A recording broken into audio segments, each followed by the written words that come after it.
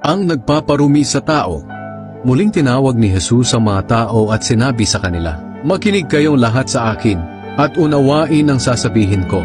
Hindi ang pumapasok sa bibig ng tao ang nagpaparumi sa kanya, kundi ang mga lumalabas sa kanya.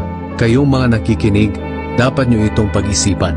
Pagkatapos, iniwan niya ang mga tao at pumasok sa bahay. Nang nasa loob na siya, tinanong siya ng mga tagasunod niya kung ano ang ibig sabihin ng talinghaga na iyon. Sinabi ni Jesus sa kanila, "Bakit? Hindi nyo pa rin ba naiintindihan? Hindi nyo ba alam na anumang kainin ng tao ay hindi nakakapagparumi sa kanya? Sapagkat anuman ang kainin niya ay hindi naman sa puso pumupunta, kundi sa kaniyang tiyan, at idudumi rin niya iyon." Sa sinabing ito ni Jesus, ipinahayag niya na lahat ng pagkain ay maaaring kainin.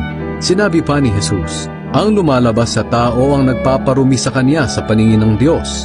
Sapagkat sa puso ng tao nagmumula ang masamang pag-iisip na nagtutulak sa kanya, na gumawa ng sexual na imoralidad, pagnanakaw, pagpatay, pangangalunya, kasakiman, at paggawa ng lahat ng uri ng kasamaan, tulad ng pandaraya, kabastusan, inggitan, paninira sa kapwa, pagyayabang, at kahangalan.